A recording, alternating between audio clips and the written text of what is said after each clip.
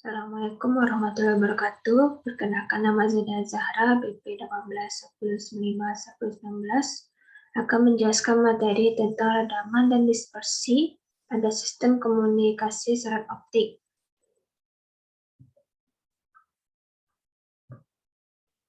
Selanjutnya itu pertama ada redaman pada sistem komunikasi serat optik.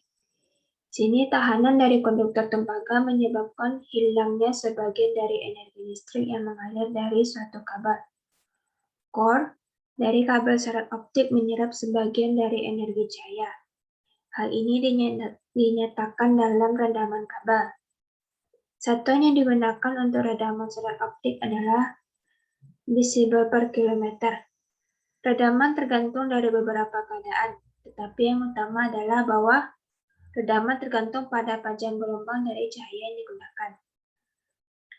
Menurut rekomendasi Fiber Optic Association TIA atau TIA 568, kabel serat optik harus mempunyai koefisien redaman 0,5 desibel per kilometer. Untuk panjang gelombang itu 1310 nanometer dan 0,4 desibel per kilometer. Untuk panjang gelombang 1550 nanometer.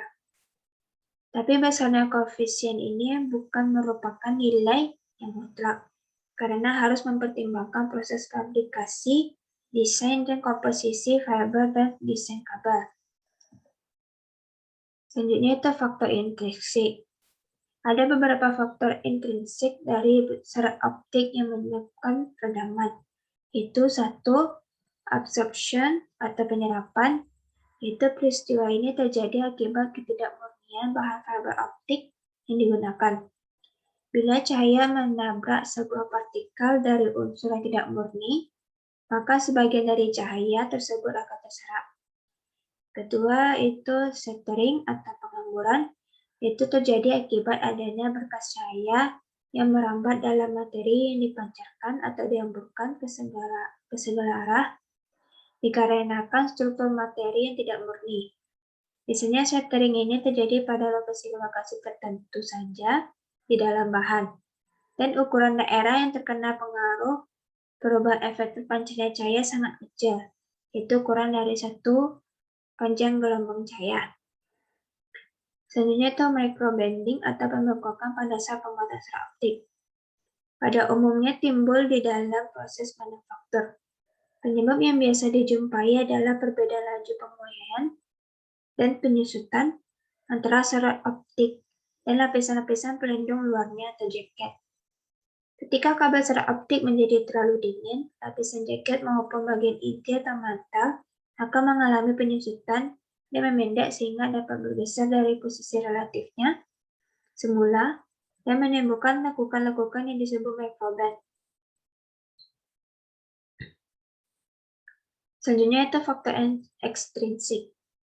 Ada beberapa faktor ekstrinsik dari serat optik yang menyebabkan redaman, yaitu satu, Fresnel reflection yang terjadi karena ada celah udara, sehingga cahaya harus melewati dua interface yang memantulkan sebagian karena perubahan indeks bias dari inti ke udara dan inti lagi. Yang kedua itu mode coupling, itu terjadi karena adanya sambungan antara sumber atau detektor optik dengan serat optik. Macrobending, itu lakukan tajam pada sebuah kabel serat optik dapat menyebabkan timbulnya rugi daya yang cukup luas. Dan lebih jauh lagi, kemungkinan terjadinya kerusakan mekanis atau pecahnya serat optik. Rugi daya yang ditemukan dengan melengkungkan sepotong pendek serat optik boleh jadi lebih besar dari rugi daya total yang ditimbul pada seluruh kabel serat optik sepanjang 1 km yang dipasang secara normal. Macrobending ini adalah faktor ekstrinsik yang ketiga. Selanjutnya itu redaman penyambungan. Redaman pada komunikasi serat optik dapat terjadi akibat penyambungan serat optik di lapangan. Yang pertama itu splice, di mana satu sambungan yang sifatnya permanen, yang kedua digunakan untuk menyambungkan dua buah serat optik yang patah atau disambung untuk pemanjangan serat. Yang ketiga itu teknik metode labur atau fusion splice, yang dilakukan dengan melaburkan ujung-ujung dari serat optik yang akan disambung dengan laser. Selanjutnya itu konektor. yaitu sebuah alat mekanik yang menjulang pada ujung sebuah fiber optik, sumber cahaya, dan penerima sinyal. Hal itu juga mengizinkan untuk menggabungkan dengan alat yang serupa. Pemancar atau transmitter mengirimkan informasi secara jelas dari fiber optik melalui sebuah konektor. Konektor harus menyalakan dan mengumpulkan cahaya, mudah dipasang maupun dilepaskan dari peralatan. Konektor juga berfungsi untuk menyambung atau memutuskan koneksi. Ada beberapa jenis konektor yang sering digunakan dalam teknologi fiber optik. Yang pertama itu Bionic, itu salah satu konektor yang kali pertama muncul dalam komunikasi fiber optik. Yang ini sangat jarang digunakan. B4 itu konektor ini hampir mirip dengan FC, hanya berbeda ukurannya saja. Perbedaannya sekitar 2 mm pada bagian ferrunya. Ternyata FC digunakan untuk kabel single mode dengan akurasi yang sangat tinggi dalam menghubungkan kabel dengan transmitter maupun receiver. Konektor ini menggunakan sistem drag ulir dengan posisi yang bisa diatur, sehingga ketika dipasangkan ke perangkat, akurasinya tidak akan mudah berubah. Selanjutnya itu SC, digunakan untuk kabel single mode dan bisa dicoba pasang. Konektor ini tidak terlalu mahal, simpel, dan dapat diatur secara manual akurasinya dengan pangkat. Selanjutnya itu SMA, itu konektor ini merupakan pendahulu dari konektor ST yang sama-sama menggunakan penutup dan pelindung. Namun seiring dengan perkembangannya ST konektor, maka konektor ini sudah tidak berkembang lagi penggunaannya. Selanjutnya itu adalah ST, itu bentuknya seperti bayonet berkunci, hampir mirip dengan konektor PNC. Sangat umum digunakan baik untuk multimode maupun single mode kabel. Sangat mudah digunakan baik dipasang maupun dicabut. Sifat-sifat konektor: 1. Sambungan yang sifatnya tidak permanen. Yang kedua, menyambungkan serat optik dengan perangkat agar mudah dilepas dan dipasang lagi. Yaitu menggunakan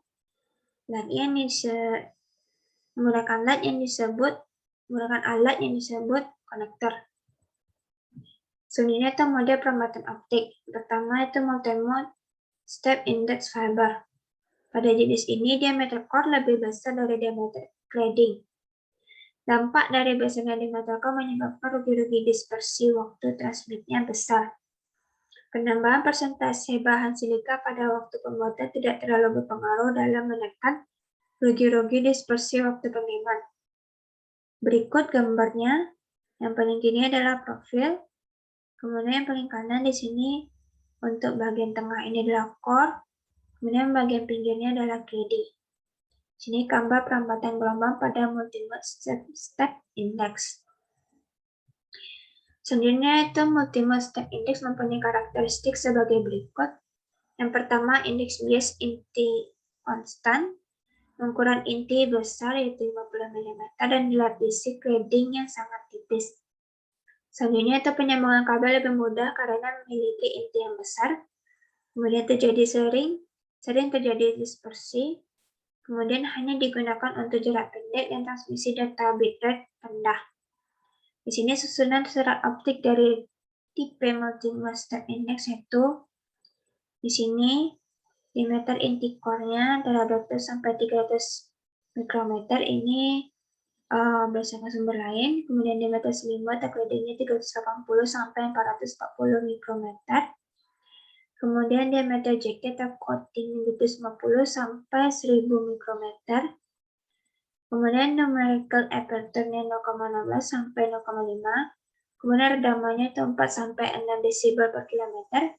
Kemudian lebar pita frekuensi atau bandwidth-nya 4 sampai 6 MHz. Selanjutnya itu multimode grade index. Itu pada jenis serat optik multimode grade index ini, core terdiri dari sejumlah lapisan gelas yang memiliki indeks bias yang berbeda. Indeks bias tertinggi terdapat pada pusat core dan berangsur-angsur turun sampai ke batas core cladding. Akibatnya dispersi waktu berbagai mode cahaya merambat berkurang, sehingga cahaya akan tiba pada waktu bersamaan. Berikut gambar perambatan gelombang pada multimode grade index. Di sini paling kirinya adalah profil index, kemudian di sini core dan gradingnya, lihat pada gambar. Kemudian karakteristik dari multimode grade index yang pertama itu cahaya merambat karena difraksi yang terjadi pada core, sehingga rambatan cahaya sejajar dengan sumbu serat. Kedua itu dispersi minimum sehingga baik jika digunakan untuk jarak menengah. Kemudian ukuran diameter core antara 30 mikrometer sampai 60 mikrometer, lebih kecil dari multimode step index dan dibuat dari bahan silika glaze. Kemudian harganya lebih kecil dari serat optik multimode step index karena pembuatannya lebih sulit. Kemudian susunan serat optik type multimode grade index dihitung pertama diameter core-nya, intinya 50-100 mikrometer, standarnya 50 mikrometer. Kemudian diameter selimut atau claddingnya itu 100-150 mikrometer, standarnya 125 mikrometer.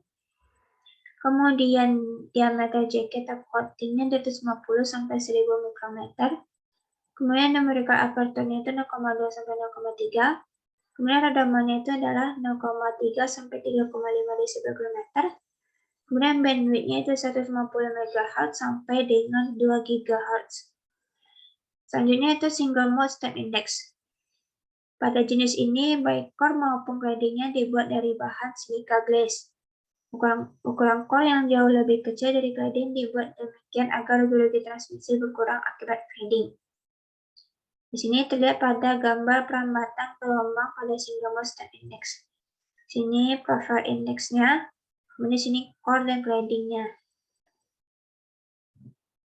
Selanjutnya itu karakteristik single mode step index. Yang pertama, serat optik single mode step index memiliki diameter core yang sangat kecil dibandingkan ukuran gradingnya. Kemudian ukuran diameter core-nya antara 2 mikrometer sampai dengan 10 mikrometer. Kemudian cahaya merambat dalam satu mode saja, yaitu sejajar dengan semua serat optik. Kemudian memiliki redaman yang sangat kecil, kemudian memiliki bandwidth yang lebar. Kemudian digunakan untuk transmisi data dengan bandwidth yang tinggi. Kemudian dapat digunakan untuk transmisi jarak dekat, menengah, dan jauh. Untuk susunan dari serat optik tipe single mode ini yaitu di sini diameter inti tokonya itu tadi 2 mikro sampai 10 mikrometer. Kemudian untuk claddingnya 50 sampai 125 mikrometer. Kemudian coatingnya 250 sampai 1000 mikrometer. Kemudian numerical aperture-nya 0,08 sampai 0,15. Kemudian redamannya 0,2 sampai 0,5 desibel per kilometer. Kemudian bandwidth-nya itu besar dari 150 MHz. Selanjutnya itu perbedaan single mode dan multimode pada redaman serat optik. Perbedaan utamanya itu single mode berarti hanya satu jenis mode cahaya yang akan ditransfer pada satu waktu. Dan multimode berarti berbagai mode cahaya dapat ditransfer ke dalam serat. Perbedaannya yang pertama itu diameter core, yang dimana pada fiber optik jenis single mode biasanya lebih kecil daripada intercore multimode. Single mode memiliki inti core sekitar 9 mikrometer atau seperti yang dijelaskan pada slide sebelumnya. Dan multimode-nya memiliki diameter 50 km dan 62,5 mikrometer atau sesuai dengan penjelasan sebelumnya. Yang memungkinkan jenis kabel fiber optik multimode memiliki kemampuan pengumpulan cahaya yang lebih tinggi dibandingkan single mode dan multimode. Dan multimode juga dapat menyederhanakan koneksi. Diameter selongsong serat single mode dan multimode adalah 115 mikrometer atau sama dengan yang dijelaskan pada slide sebelumnya. Selanjutnya itu jarak maksimal. Keunggulan dari single mode itu dapat menjangkau lebih jauh jarak maksimal jangkauan transfer data. Fiber optik single mode biasanya memiliki jarak maksimal hingga 10.000 meter, sedangkan multimode hanya berkisar antara 300 sampai 400 meter. Selanjutnya untuk harga, untuk kecepatan 1 GB, single mode memiliki harga sekitar 100.000 dengan memakai Cisco GLC LH-SND 1000 base LX LH-SFP 1310 nanometer 10 km dan transceiver. Dan pada multiport harga yang ditawarkan dengan kecepatan 1 GB sekitar 25.000 dengan kompatibel dengan Cisco GLC SX MMD 1000 base X SFP 850 nanometer 550 meter dan transceiver. Selanjutnya itu kegunaan dan panjang gelombang. Serat multimode terutama menggunakan LED murah atau light emitting diodes dan VCSEL atau vertical cavity surface emitting lasers karena sumber cahaya yang bekerja pada panjang gelombang 850 nanometer dan 1310 nanometer digunakan dalam kabel serat multimode. Sedangkan single mode biasanya menggunakan dioda laser atau laser sebagai sumber cahaya yang bekerja pada 1310 nanometer dan 1550 nanometer. Kemudian bandwidth. Single mode dapat membawa data dengan cenderung bandwidth yang lebih besar dibandingkan multimode. Selanjutnya itu jarak. Di sini dapat dilihat dari jenis kabel serat optik dan jarak kabel verbal. Ini ada single mode dan multimode. Di sini untuk tipenya. Kemudian di sini untuk macam-macam dari kabelnya dari fast Ethernet sampai dengan SR10. Di sini untuk pada base 10 GB SASL dapat dilihat bahwa untuk single mode ini bisa mencapai 10 km, sedangkan untuk serat multimode itu sekitar 300 sampai 400 meter. Selanjutnya, hubungan single ataupun multimode redaman dengan sistem window dalam transmisi serat optik. Di sini terdapat pada gambar window transmisi sistem komunikasi serat optik. Di sini ada pada awal tahun 1970, kemudian ada juga pada 1990-an. Kemudian di sini dilihat juga pada ada first window, second window, dan third window. Di sini ada attenuation-nya dan wavelength-nya. Di sini penjelasannya berdasarkan kurva, maka dapat disimpulkan bahwa yang pertama untuk short wavelength band atau first window, jalur ini berada pada 800 sampai 900 nanometer yang merupakan awal ditemukannya fiber optik pada tahun 1970-an dan awal 1980-an. Jalur ini dapat menghemat biaya dalam hal sumber optik dan detektornya. Di sini dilihat pada jaraknya itu 800 sampai dengan 1000 sampai dengan 900 nanometer, berarti ini termasuk pada multimode. Kemudian selanjutnya itu yang kedua medium wavelength band atau second window. Jalur ini berada pada 1310 nanometer di mana digunakan pada pertengahan tahun 1980. Pada kondisi ini dispersinya nol pada fiber single mode. Biaya sumber dan detektor optiknya lebih mahal, namun redaman fibernya adalah 0,4 desibel per kilometer. Yang ketiga itu low wavelength band atau third window. Jalur ini berada pada 1510 nanometer dan 1600 nanometer yang mulai digunakan pada tahun 1950-an hingga sekarang. Dengan redaman terendah yang berada pada panjang gelombang 1550 nanometer. Sebagai tambahan, penguat optik digunakan pada jalur ini. Di sini dapat terlihat bahwa dilihat dari panjang jalurnya, berarti di sini termasuk pada single mode. Selanjutnya itu adalah dispersi sinyal, di mana dispersi adalah pelebaran pulsa yang terjadi ketika sinyal merambat melalui sepanjang serat optik yang disebabkan oleh keterbatasan material dan efek linier seperti polarisasi material dan lainnya. Faktor dispersi ini akan mempengaruhi kualitas sinyal yang akan ditransmisikan dalam jaringan. Dispersi akan menyebabkan pulsa-pulsa cahaya menguai dan menjadi lebih besar, sehingga pada akhirnya mengakibatkan pulsa-pulsa tersebut saling tumpang tindih dengan satu sama lain. Kemudian jenis-jenis dispersi berdasarkan faktor penyebab terjadinya. Yang pertama itu dispersi intermodal. Itu cahaya dari sumber masuk ke dalam syarat optik multimode dilambangkan dalam beberapa mode. Setiap mode ada yang merambat sejajar sumber inti dan ada pula yang merambat zigzag. Dengan demikian jarak yang ditempuh oleh tiap mode akan berbeda-beda. Dispersi intermodal disebut juga pelebaran pulsa. Kemudian dispersi kromatik. Dispersi material terjadi karena indeks bias bervariasi sebagai fungsi panjang gelombang optik. Salah satu dispersi yang paling dominan adalah dalam jaringan optik adalah dispersi kromatik. Akibat pengaruh dispersi kromatik, maka digunakan DCF atau Dispersion Compensating Fiber sebagai pengkompensasi akumulasi dispersi. DCF merupakan serat optik dengan panjang tertentu yang dibuat dari material yang memiliki koefisien dispersi kromatik yang khusus pada panjang gelombang operasinya.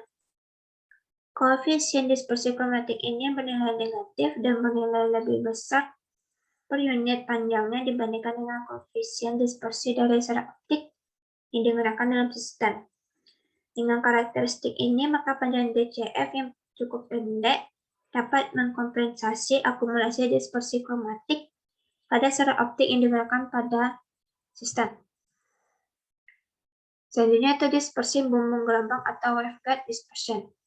Dispersi ini terjadi akibat dari karakteristik perambatan mode sebagai fungsi perbandingan antara jari-jari inti serat dan panjang gelombang.